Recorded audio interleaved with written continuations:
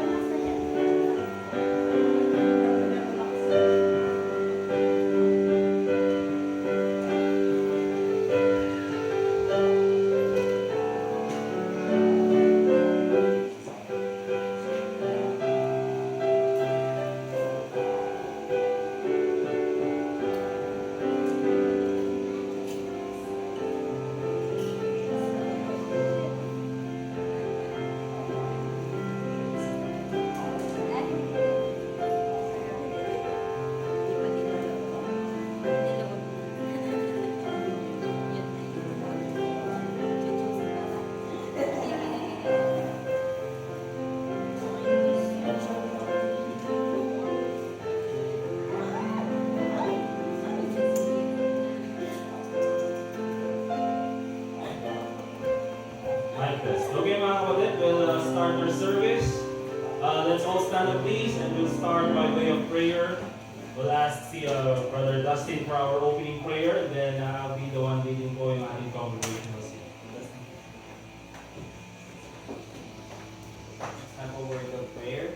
Gracious and loving God, we thank you for this assembly we have this afternoon. Please bless us as we hear your word preached and taught to us. Fill us with your spirit as we go along in our lives and also remember you and your word, Lord. Bless also the offerings in our prayer requests this evening. In Jesus' name we pray. Amen. Okay, remain standing please. Let's open our song books. We'll go to Psalm number 43. Psalm number 43, we're marching to Zion.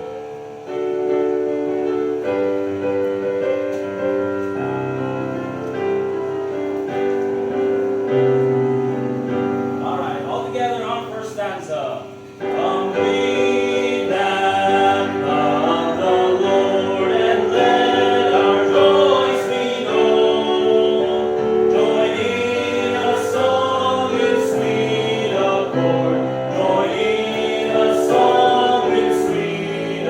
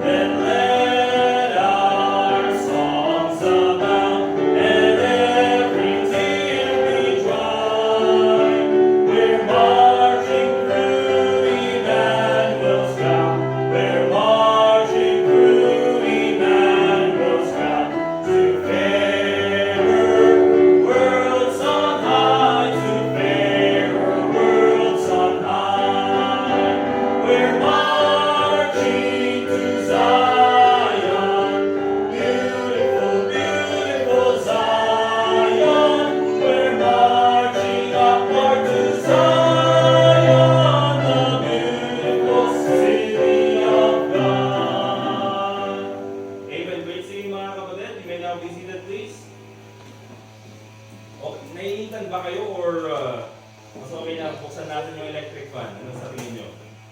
Buksan nyo na lang. Tanungin nyo na lang si May mamaya. No, okay ni May. Ayos, nuhaan, natutunan nyo. Ni May di masurot. Ay, so di masurot.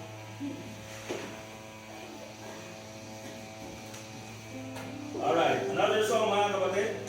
Let's open our songbooks to song number 314. Song number 314, More Love to Thee. So relax lang kayo mga kapatid. Galing kayo sa work, galing kayo sa school. So,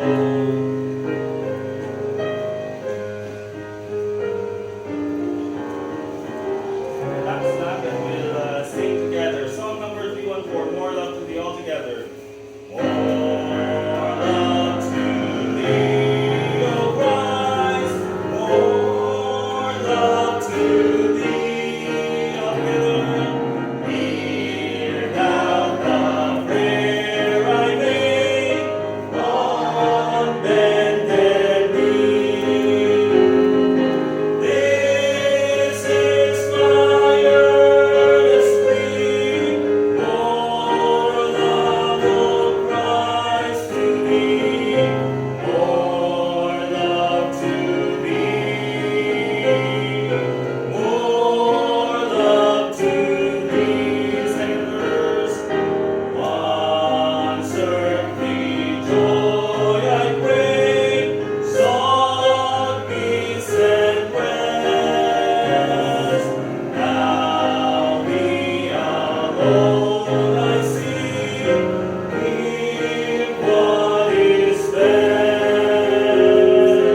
This all my prayer shall be, more love, O Christ, to Thee, more love to Thee, more love to Thee. Verse 8. Let sorrow do its work, set grief and pain. Sweet are Thy messengers, sweet their refrain. When they can sing with me, more love, O Christ, to Thee, more love to Thee, more love to Thee. Last time all together. Then shall my latest prayer whisper Thy praise. This be the parting cry my heart shall raise. This prayer shall be, more love, O Christ, to Thee, more love to Thee, more love to Thee. Amen. Great singing mga kapatid. Let's open our Bibles in Galatians chapter 6. Galatians chapter 6. And tatapusin natin ang lesson sa Galatians by probably next week. Hindi pala next week. Mamaya announce ko. But Galatians chapter 6, so doon na tayo sa last chapter ng Galatians. Last Wednesday, napag-aralan natin yung verse 1 hanggang verse 3. Okay? So we'll read hanggang verse 5. The Bible says in verse 1, sabi ng Bible, Brethren, if a man be overtaken in a fault, ye which are spiritual, restore such an one in the spirit of meekness, considering thyself, lest thou also be tempted. Bear ye one another's burdens, and so fulfill the law of Christ.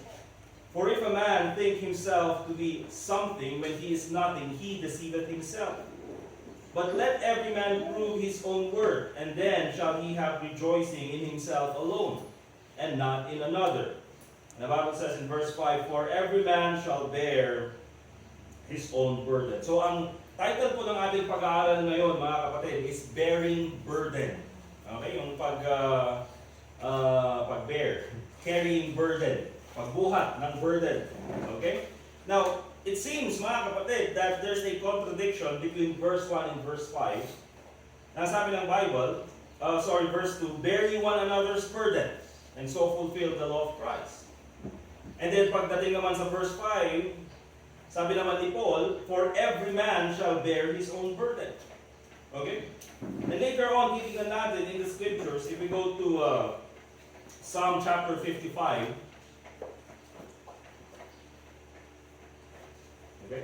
In Psalm chapter 55, and verse 22, ang sabi ng Bible, cast thy burden upon the Lord, and He shall sustain thee. He shall never suffer the righteous to be moved. So dito sa scriptures, mga kapatid, makikita natin that when it comes to burden, okay, kasi sabi ni Paul that we have to bear one another's burdens. But at the same time, you have to bear your own burden.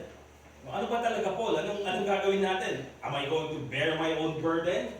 Or I'm going to, bear one another's burden? And then sabi naman ni David, cast thy burdens upon the Lord. Sabi naman ng psalmist.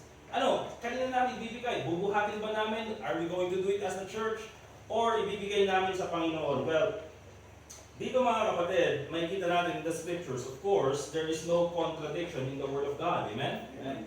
And if it seems na may contradiction, probably it's our understanding na hindi clear. Remember mga kapatid, the Word of God is perfect. The Word of God is pure. Hindi pwedeng magkamali ang salita ng Diyos.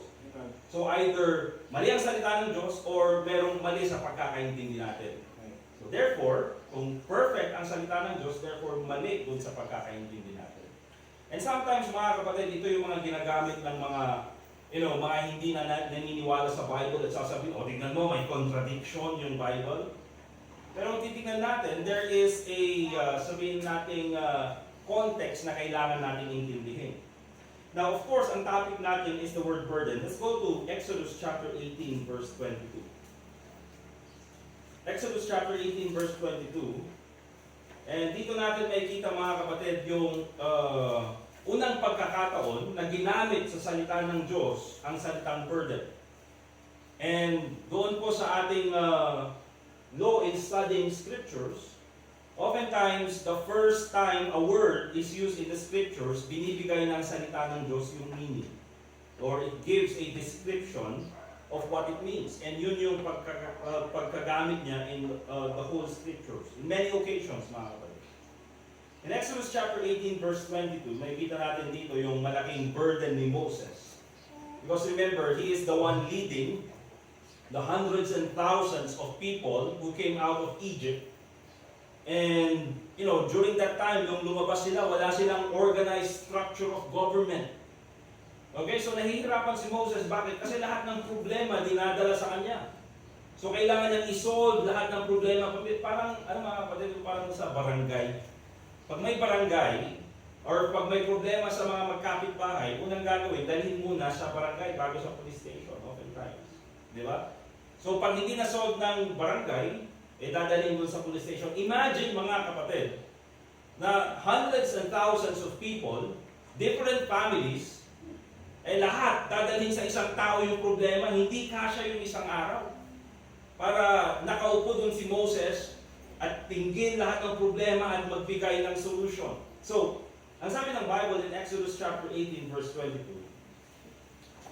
and let them judge the people at all seasons. So ang ginawa kasi ni Moses, humingi siya ng advice kay Jethro, yung kanyang father-in-law. At kaya sabi ni Jethro, ganito ang gawin mo. You have to divide all the people, mag-assign ka ng counselors and judge sa kanila. So that kung merong problema na maliit, they solve it themselves.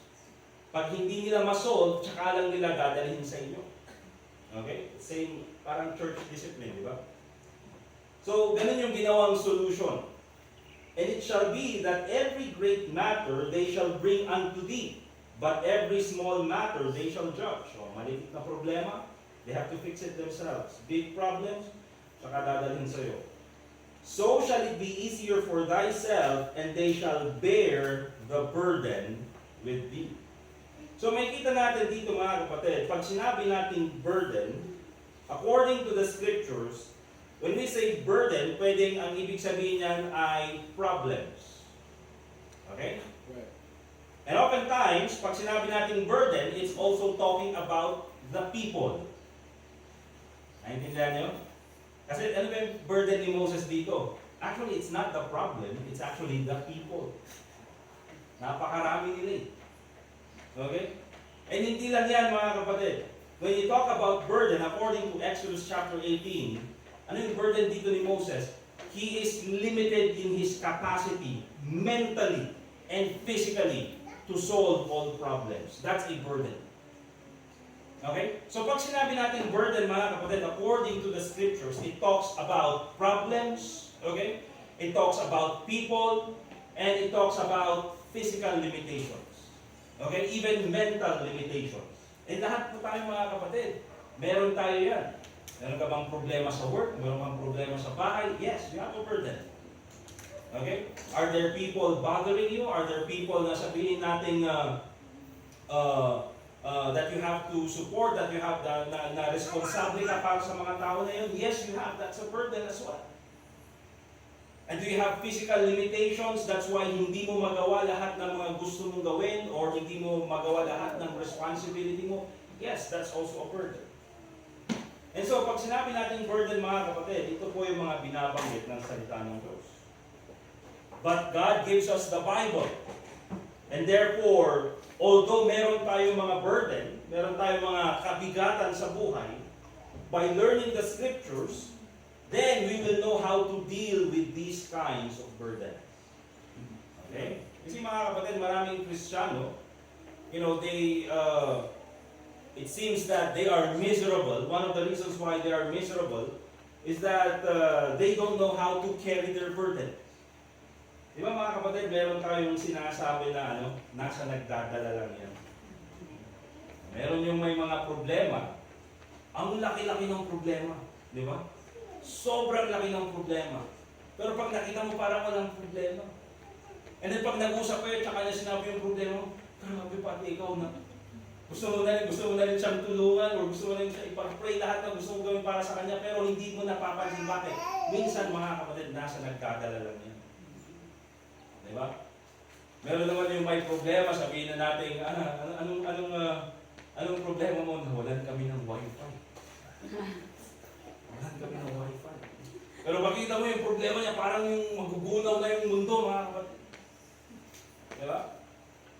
But that's the case, mga kapatid. That's why many Christians oftentimes, miserable sila, although maliit lang yung problema. And by the way, mga kapatid, hindi natin sinasabi na maliit lang yung problema.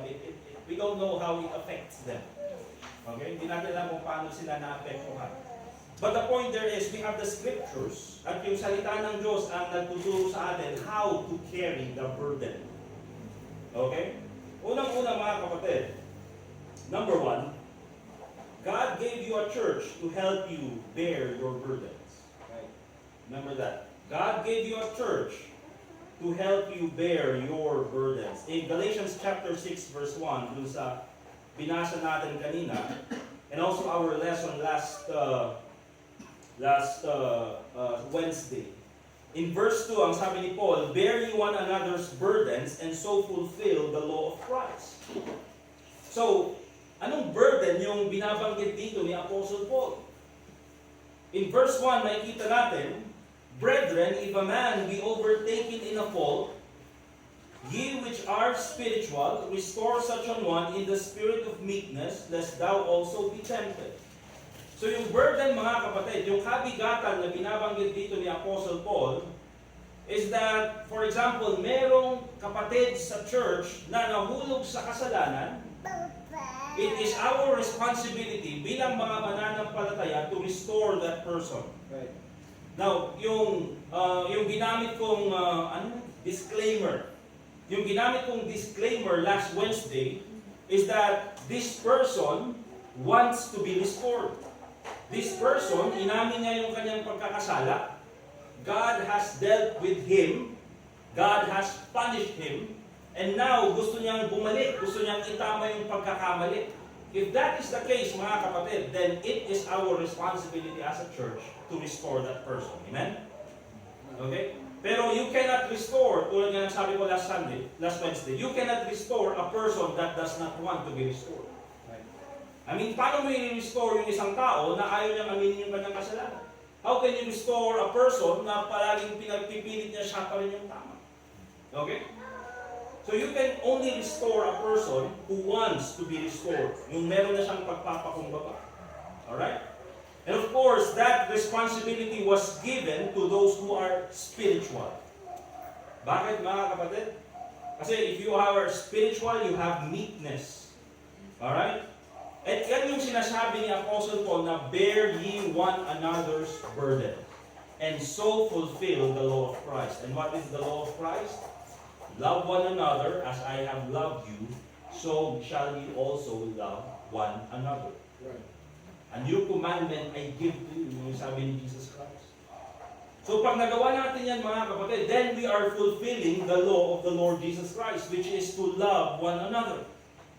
Okay? At yan yung sinasabi, mga kapatid, that, bear ye one another's burdens. Pag meron tayong kasama sa church na nahulog sa kasalanan, at yung tao na yan ay nagpakumbaba sa Panginoon at humingi ng tawad sa church, at God dealt with that person, at nakita natin yung kapatid na gustong bumalik sa fellowship, it is our responsibility na tulungan yung kapatid na yan. Okay?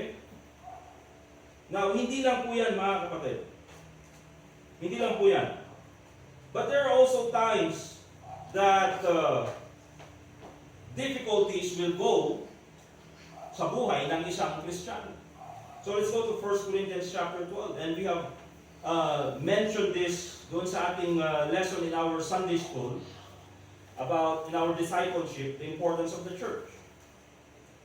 Okay? Kaya ngayong point natin, you have a church to help you bear your burdens. God gave you a church to help you bear your burdens. 1 Corinthians chapter 12, verse 25, the Bible says that there should be no schism in the body, but that the members should have the same care for one for another. Again, nandun yung care. Okay? Sa isang church, ang ginamit ni Paul na illustration is katawan ng tao. Okay? That wala dapat division. And tayo bilang mananampalataya, we should have the same care for one another. Right. Okay? And nandun yung salitang care, that talks about charity, that talks about love. So again, yung motive to helping one another is again, the love of the Lord Jesus Christ. The motive in bearing one another's burden is to love, because of the love of the Lord Jesus Christ. Hindi ka tutulong sa iba para masabi na, ako, tumulong ako. Para ako masasabi sa akin, Or tutulungan ko siya kasi balang araw baka siya rin yung pwedeng tumulong sa akin. Hindi po, mga kapatid. Regardless of tutulungan ka or hindi in the future, you help that person. Bakit? The motivation is love. Yeah. Okay? Care for one another. At sabi niya sa verse 26, and whether one member suffer, all the members suffer with it. Or one member be honored, all the members rejoice with it. Pag merong isang member na dumadaan sa pagsubok, it is again our responsibility as a church to suffer with that person. Ano ibig sabihin na umiyak siya, iyak din tayong lahat? Hindi man siguro ganun, mga kapatid. Pero nandun yung responsibility natin na, you empathize with that person and you help that person. Okay? Ganun po yung responsibility natin bilang mga mananampalataya, mga kapatid. But you know what? Hindi naman puro negative. Because meron din positive. One member be honored, all the members rejoice with it. Right. Diba? Kung meron tayong mga member dito sa church na napopromote sa trabaho, praise God. Meron tayong member sa church na cum laude, praise God. Okay? Meron tayong member sa church na Facebook dahil sa road rage. Huwag naman sana, mga kapatid. No? Uy, sikat na yan, no? Tapos meron pa yung t-shirt natin, yung high crest dito. Okay, huwag naman sana, mga kapatid. But remember this, mga kapatid, probably one of the reasons why God allows burdens to come to a church member is so that not only the individual will grow, hindi lang para mag-grow yung individual, but you know what? So that the church will also grow. Right. Kasi dyan, mga kapatid, nakikita rin yung pag-ibig ng bawat isang Kristiyano. Minsan, pumunta tayo sa church, pwede natin sabihin, oh, kapatid, I love you, Lord. Ito mga kapatid, mga mahal na mahal ko kayo. Madaling sabihin yung I love you. Okay? Pero pag dumating yung pagsubok, dyan nasusubok yung salitang I love you. Alright? So remember mga kapatid, probably that's one of the reasons why I don't pretend to know the mind of Christ. Hindi natin alam mga kapatid why a difficulty will come to a member of the church. But I think not only for that individual to grow, but for the church as a congregation as well to grow. Diba?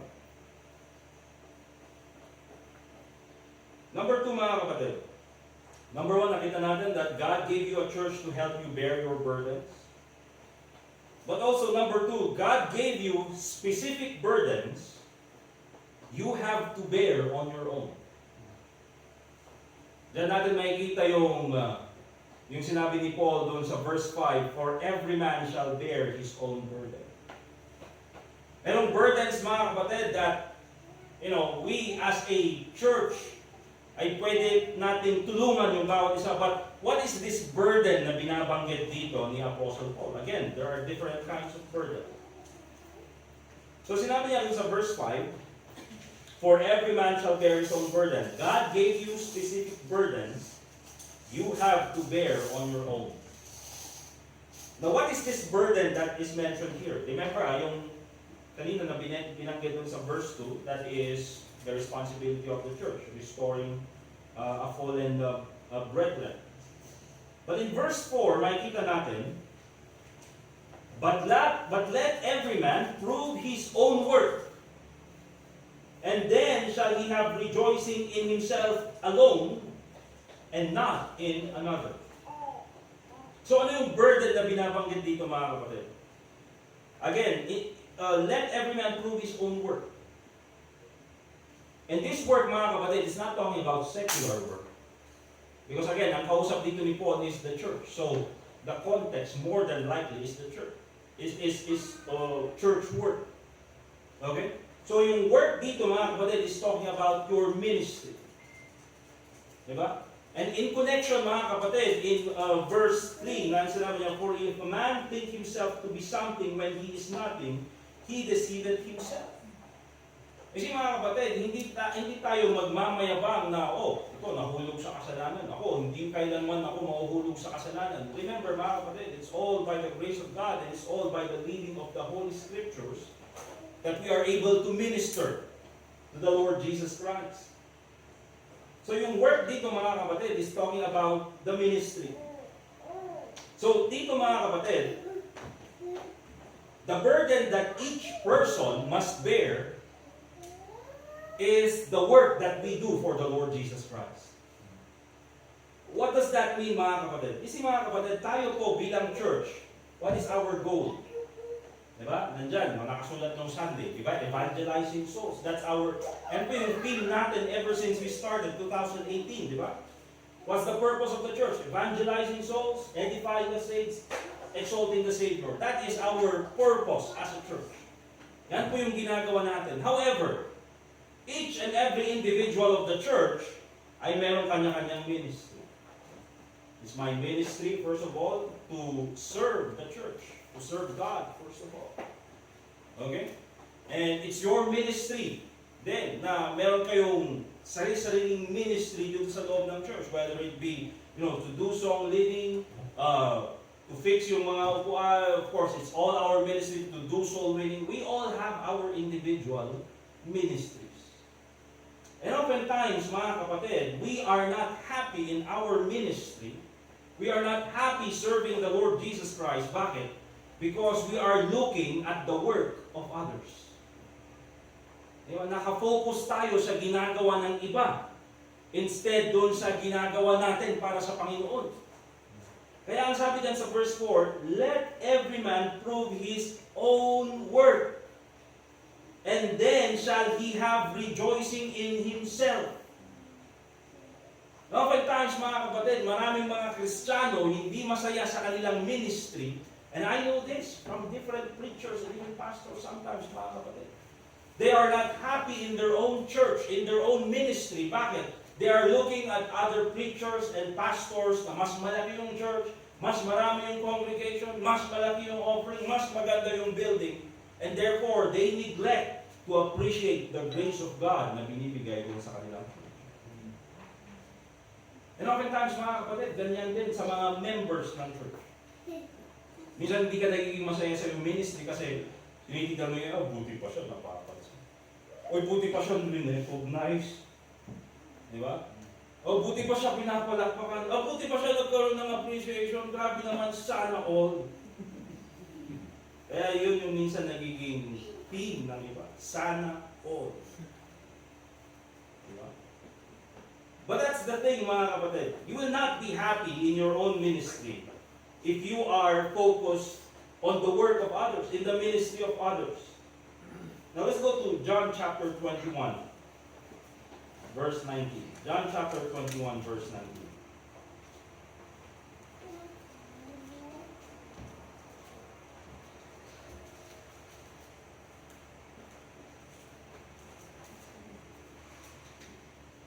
John chapter 21, verse 19. Now, ang nangyayari dito, mga kapatid, ay itong si Jesus Christ, kinakausap niya si Peter. Diba? Kinausap niya, sinabi niya, ganito yung paraan ng iyong kamatayan. Alright? Kaya sabi niya sa verse 19, this spake he, signifying by what death he should glorify God. Diba? Darating yung araw na may hihila sa iyong girl.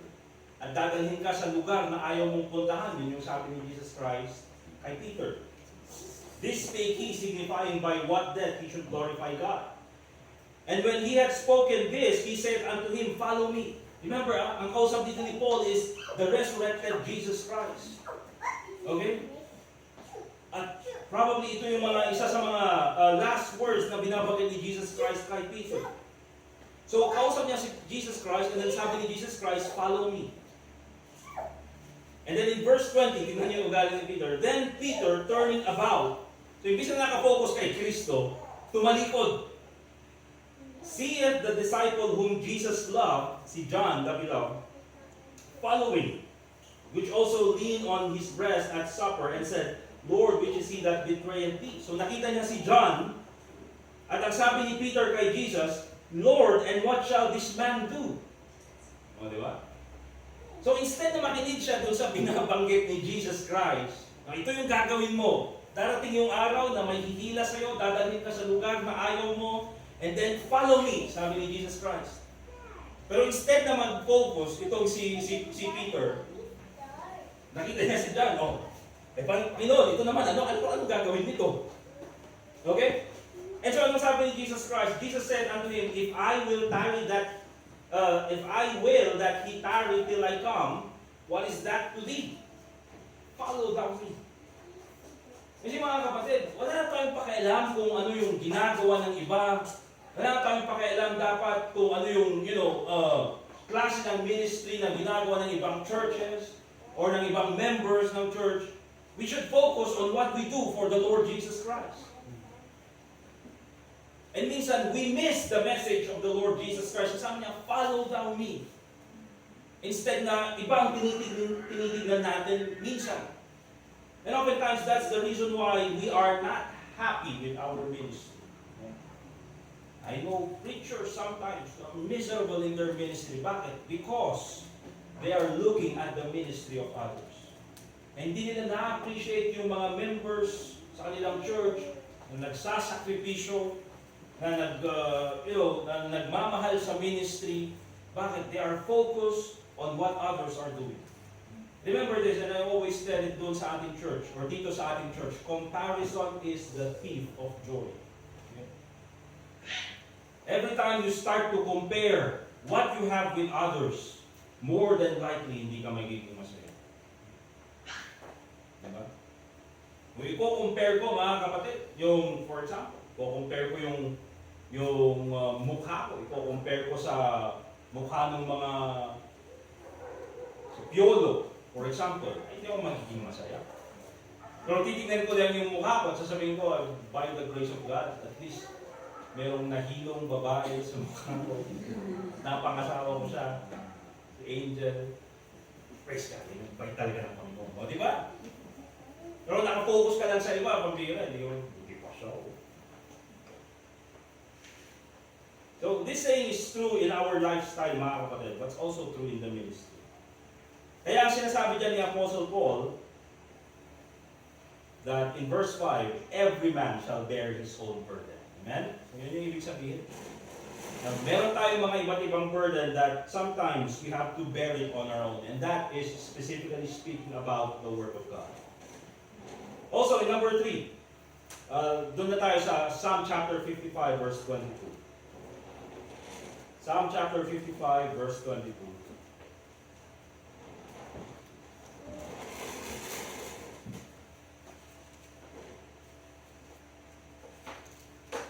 And the Bible says, cast thy burden upon the Lord,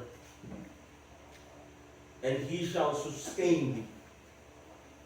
He shall never suffer the righteous to be moved. And so itong burden na ito, mga kapatid, is just talking about problems.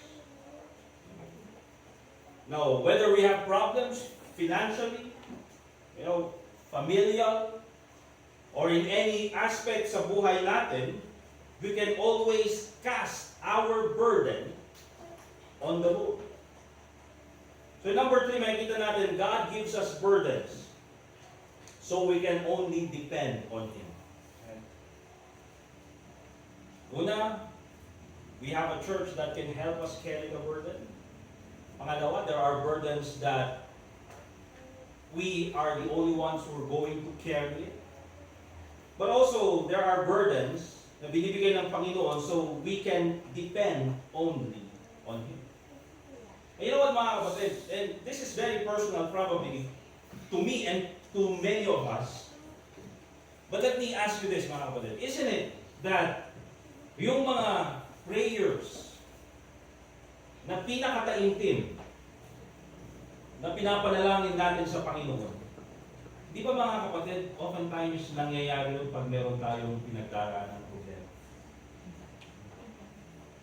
Oftentimes yun yung nakaluhod tayo sa Panginoon, umiiyak sa Panginoon, at sinasabi natin sa Panginoon yung mga pakiramdam natin. Sabi natin, Panginoon, pagod na ako. Panginoon, ganito yung pakiramdam ko. Panginoon, bakit naman ganito yung nangyayari? We ask those questions to God, mga kapatid. That's why oftentimes sa mga ganung mga pagkakataon, our conversations with God, di ba? Those are the moments that we have to look back. At tignan natin na talagang doon sa mga ganung pagkakataon, wala akong ibang napuntahan kundi ang Panginoon lang. Because truly there are burdens that even though we have yung ating prayer meeting, nasasabihin natin, ano yung mga requests natin na dapat nating ipag-pray as a church. Minsan there are burdens that we cannot tell others. Di ba? Hindi natin pwedeng sabihin minsan because it's too personal. Okay? So sometimes, hindi naman pwedeng tayo lang yung nagbubuhat sa burden na yun. Sometimes you have to give it to God. That's why remember, mga kapatid, that God gives us burden so we can only depend on Him. Cast thy burden upon the Lord, sabi ng Bible. That's why sinasabi natin, oftentimes, ginagamit na illustration. Kayo, mga kapatid, nag-attend na kayo dito sa church, ha? So lahat ng mga problema, iwan doon sa pintuan. Okay? Bago kayo pumasok, iwan yung problema sa pintuan at pagpasok dito, kalimutan na yung problema. And then paglabas nyo, huwag nyo lang balikan. Di ba? Iwan nyo na yan sa Panginoon. Kaya pala, minsan, di ba, may problema dito, iniiwan dito sa Pines Montessori. Sino kayong bumubuot dun sa problema? Nag-iwan dun, mali-malitang problema. Mga members ng High Coast Baptist Church. Yung problema dun sa Pines Montessori, Alright? Hindi naman mga kapatid. But that truly is the point, mga kapatid. Di ba? Oftentimes, hindi natin alam yung gagawin natin that we just go ahead and do what we've always been doing, go to church. Bakit? Hindi na natin alam yung solution eh. We don't know the solution, and the only thing that comes to our minds is just pray, read the Bible, go to church, because that's it. We can only depend upon God. Okay? Oftentimes, mga kapatid, that's why God gave us the opportunity, the privilege to pray. And you say, cast thy burdens upon the Lord. If you read the book of Psalms, mga kapatid, and kung titignan nyo ang isang tao na ang daming problemang pinagdaanan, it's David. But every time he prays, but every time he sings to God, doon sa kanyang mga prayer, you can see how personal the prayer is. Lord, this is how I feel. Lord, umiyak ako dito sa aking kama, na punong-puno na ng luha. May kama, hindi, unan pa lang. Diba? So, ganun yung pag-iyak ni David, mga kapatid. And oftentimes, yung mga prayers na yun, binabasa natin, and we can relate. Bakit? That is how we feel. But you know what, mga kapatid? If David can pray those prayers to God, you can also do the same. Diba? Pag-pray niya lahat ng kanyang mga problema. Bakit? Because God has given us the avenue of prayer, the privilege of prayer, so that we can cast our burdens upon Him. Oftentimes, ginagawa ng mga psychiatrists or even psychologists sometimes, di ba? May mga taong dumadaan sa depression.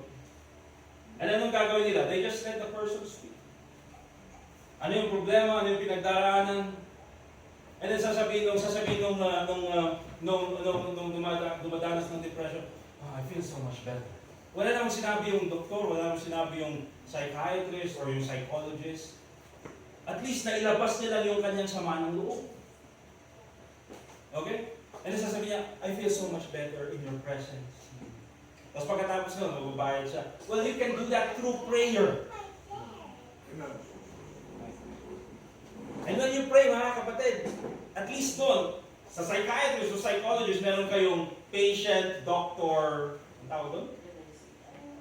The relationship, yung parang secrecy. Hindi niya pwedeng, confidentiality, yes. Patient-doctor confidentiality. You know what, tao yan, mga kapatid. And he can break his word. But when you say things to God, you know, God will not lie. Yun yung sabi ng Bible.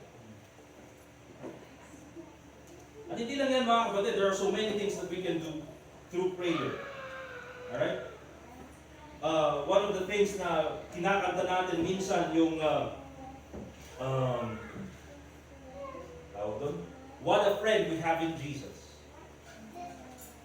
What a friend we have in Jesus. Oh, what peace we often forfeit. Sabi niya ganyan. Oh, what needless pain we bear. Minsan wala tayong peace. Minsan ang sakit ng loob natin. But it's needless pain we bear. Bakit? All because we do not carry everything to God in prayer. But kasi ayaw mong ipag-pray, oftentimes what's stopping you in prayer is pride. And you cannot say, wala akong oras na mag-pray. You have a lot of time to pray. Bakit? You can even post your problems on Facebook.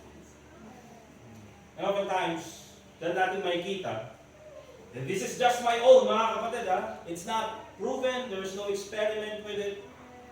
But if a Christian can, rant on Facebook or magsabi ng hinanakit sa Facebook, oftentimes, I think that person is not even praying about his or her problems. Bakit? Because if you tell it all to God, you won't have time to post it on Facebook. Okay? 1 Peter chapter 5, verse 6 to 7. 1 Peter chapter 5, verse 6 to 7. And the Bible says, humble yourselves, therefore, under the mighty hand of God. You see, when we humble ourselves, therefore, anong ibig sabihin yan? We just let God take control of everything. Okay? Panginoon, this is something beyond my control. I am a limited person. Hindi ko kaya itong problema na ito. This is all yours. I can't do this on my own. And so, sasabihin mo, humble yourselves therefore under the mighty hand of God. And the Bible says that He may exalt you in due time.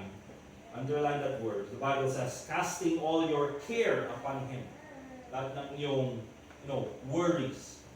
Bakit? For He careth for you.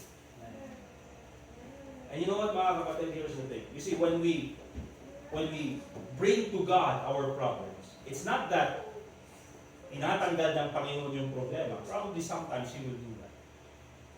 But in verse 6 and 7, makikita natin dito, the Bible says that He may exalt you in due time. Kasi mga kapatid, when we pray to God, when we cast our burdens upon the Lord, when we only depend on Him, minsan hindi tinatanggal ng Panginoon yung problema, pero actually ang tinataas niya, ikaw. He does not remove the problem, but He strengthens you to carry the problem. Okay?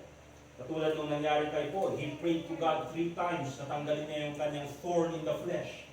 Anong sabi ng Panginoon? My grace is sufficient for you. And so, natutunan ni Paul na yun lang pala ang kailangan niya. Only the grace of God. So you see mga kapatid, when it comes to Galatians chapter 6, bearing burden, there is no contradiction doon sa sinabi ni Paul na bear one another's burden, and at the same time doon sa kanyang sinabi na every man shall bear his own burden. Oftentimes it's just our misunderstanding. Bakit? Because the burden itself, the word burden itself has many meanings. Remember, God gave you a church to help you bear your burdens. Okay? Also, God gave you specific burdens you have to bear on your own. And more than likely, that's the ministry. And lastly, God gives us burdens so we can depend only on Him. So that's our lesson this evening, mga kapatid. Let's pray. Dear God, Heavenly Father, once again, we thank you for the scriptures na binigay mo sa amin that teaches us how to carry the burdens. And I pray, Lord, na bilang mga mananampalataya, we will continue to depend only on you in the things na wala po sa aming control. At Panginoon, bilang mga ministro ng inyong gawain, Panginoon, we will learn to just focus on the work that you have given to us and not to focus on the work of others. And I pray, Lord, that as a church, we will continue to bear one another's burdens, Panginoon. There are difficulties inside the church na pwede pong makatulong ang bawat isa. Lord, I pray na magkaroon po ng pag-ibig ang bawat isa nang sa ganun po ay ma-fulfill namin ang inyong batas na ibinigay sa amin, that is to love one another. So once again, Panginoon, I pray that you continue to strengthen the minds and hearts of each and every one of us. At ang mga prinsipyong natutunan namin, Panginoon, ay nawa po maging magbunga po sa aming puso't isipan at magamit po namin sa aming pang-araw-araw na buhay bilang Kristyano. So once again, Panginoon, salamat sa iyong kabutihan sa amin. And also pray in the name of the Lord Jesus Christ. Amen. Alright, doon po tayo sa ating prayer requests. Brother, can you please bring this to you?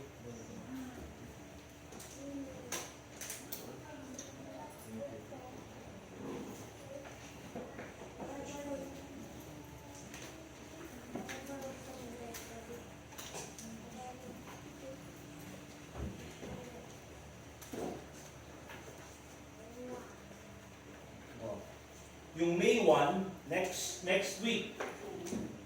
Di ba? Ang conference is doon sa main church. So May 1 po yun. Dahil ba kayo wala ng work? May work kayo, Dustin, lang? May 1 nga eh. Kaya nga, the work yun? Nagsapa? Evening? Sige, the work mo? Hospital ka rin. Si Angel. Of course. May 1. Sige, kuha na the work mo. Okay. Akan na ang work. Kaya no, ang klase mo niya. that. Saka yung loyal sa UB. Anyway, May 1. So May 1 yun yung ating main conference dun sa main church. Hindi ko alam kung hanggang anong oras. Pero ang gagawin natin, yun na po yung ating Wednesday service. Okay, so doon na tayo pupunta for our Wednesday service. Doon na tayo makikinig ng mga preachings. Okay? Karamihan din lang is walang work. And anyway mga kapatid, maghahatid sundo naman para makapunta doon sa main church. Okay? Hindi ko lang, sir, na-announce ba nila kung hanggang ng oras po yun? Wala sila sa amin. Baka morning lang, or hindi ko alam, baka hanggang hapon. But anyway, yes. You're saying no meeting here Wednesday? Yes, in the evening. We'll just go there in the morning because I don't know when it's going to end. Okay, but 9:30. Is it 9:30 it starts? Don't even know. I have to ask Pastor Randy. Somebody told me, I don't know, for some reason I have this on my phone, 9:30 a.m. 9:30? I don't know if that's right. Okay, we'll just check with him. Yeah. Okay? But anyway mga kapatid, ganun yung gagawin natin. So that, doon tayo lahat. Hindi ko rin alam kung ilan yung preach ko kasi mag-preach din ako kaya baka pagdating dito, pagod din ako. But anyway, that's what we're going to do May 1, next week po yun. Okay?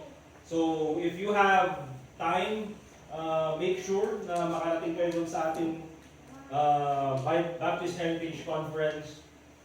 I think it's very important because of the many new doctrines appearing nowadays. So, hindi naman yung parang, ganito lang tayo, dapat Baptist na lahat. Hindi naman lahat mga kapatid, but we'll just go with the basics of the scriptures. Because oftentimes mga kapatid, kasi maraming mga preachers sabi nila, don't believe this, don't believe that, don't believe this, don't believe that. But without showing from the scriptures why they should not believe it. Alright, so that's the goal na, ipakita natin, this is a doctrine that's popular today, and this is why we do not believe this doctrine. Okay, so hindi lang naman yung paniniwala niyan putas yan. Minsan, ganun na lang mga kapatid diba? Alright, so yun po yung gagawin natin. Okay, any prayer requests for na pwedeng i-add dito sa ating prayer list?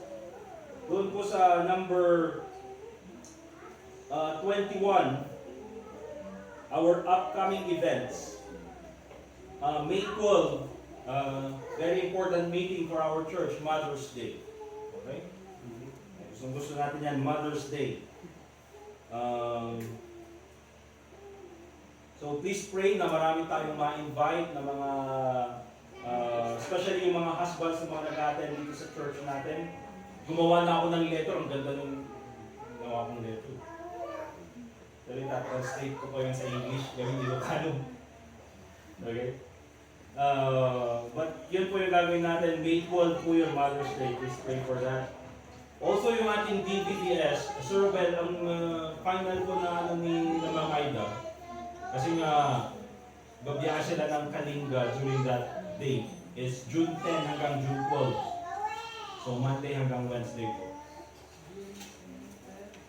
June 10 to 12. May ano po ba yun? May activity kayo doon? Wala po kami lahat dito. Pero kung ano po, pwede naman po kayo po, Pastor. Kami lang naman po wala. Well, i-check ko pa rin po sa kanila kung ano, pwede Kasi kung i- okay lang naman po, Pastor. Kasi hanggang from June 11 to 15 po. Okay lang din po kung kayo naman po nandito. Sige po, i-ano ko rin sa kanila, hindi ko naman yun yung last na, kasi babiyahe sila ng Kalinga, pwede namang i-move sa ibang day. Hindi kasi para may announce din po sa movie accident. Sige po. Okay, sige po. Ayun nga, kailan po pala yung program? June 8 yung last. June 7 po. June 7, so June 8 yung Kasi Saturday. 11 to 15 po yung outing ng mga teachers. Oo nga pala. Kaya kung okay naman din po sa inyo, pwede naman po sa inyo na rin po. Sama na lang kami sa outing. Pwede po. Basta lang sa akin lang sa i-announce po sa Sige. Sa mga bata. sa bata po ng graduation. Parang nandun po yun. Ay, oo nga po. Sige po. Okay, but let's pray para sa ating DBBS. Of course, magandang event yan, especially sa mga bata dito sa school. And of course, yung mga Sunday school kids dito sa Gibraltar and Luwalhati. Okay? Meron tayo kasing ilang pieces ba si Angel yung boxes sa bahay? Samaritan boxes. 75. Okay, so meron tayong 75 boxes na ipamimigay. Pero naka-separate na yun para sa mga bata din sa church. Or wala pa yun sa sarili. Okay. Okay. Basta marami tayong papabigay, magpapakain tayo. So magandang event yun. Nakikita niyo nakakatuwa yung mga bata. Okay? Alright, any more prayer requests? Okay, natin iba. Yes, Brother Anthony? Jean and the kids are going to travel to Vizcaya just before the 30th, I think. Okay. A couple weeks, so more for my safety than theirs. Yeah. Okay. Mag-pray natin yung sila Sister Jane. You'll be traveling to Nueva Vizcaya? You and the kids? Yeah, I need prayers. I Oh, I go Anthony? crazy. Yeah. You're going to stay there? I have work to do, so Yeah. I can't go. But I might go crazy. Can I so- stay in your house also? Or joke lang. Yeah. Alright. Ipag-pray natin yung pagpunta nila sis Jane dun sa Nueva Vizcaya. Okay? Any more? Any more prayer requests? Wala na? Alright, so kung wala na po mga kapatid, let's go ahead and pray. And then after that, we'll have our offering. Sige, manalangin po tayo.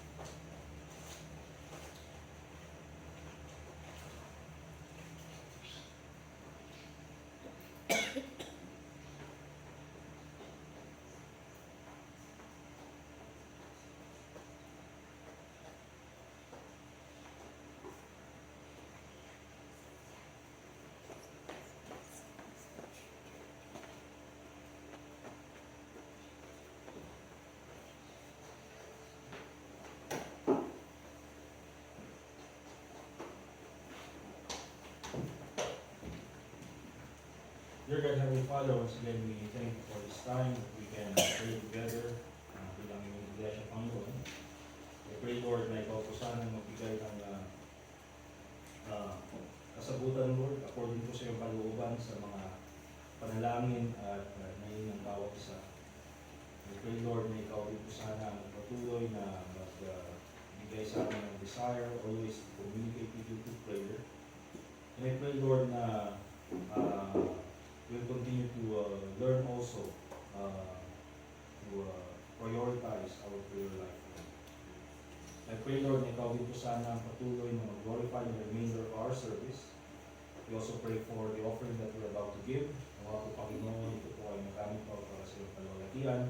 Salamat po, Panginoon, sa iyong patuloy na paggabay sa amin dito sa church na ito.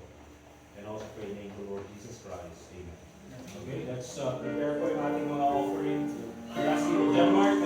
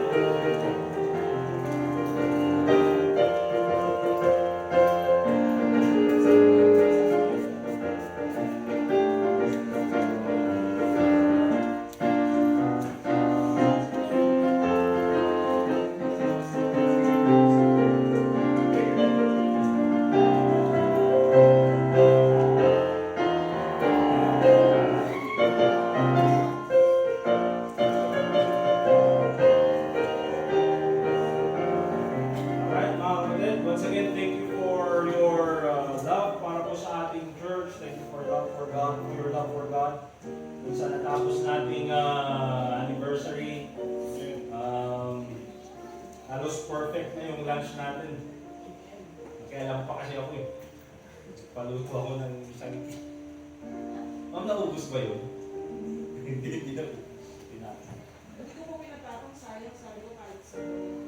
Ay, so ano na rin? Pinadala ko. Okay. O kasi di ba may naiwan na isang malaking kaldero ng rice na hindi man lang nagalaw. Anyway, thank you very much for your faithfulness. Let's all stand up, please. And we'll sing our closing song, song number 356, I Must Tell Jesus. And then after that, we'll ask Brother Larry for our closing prayer.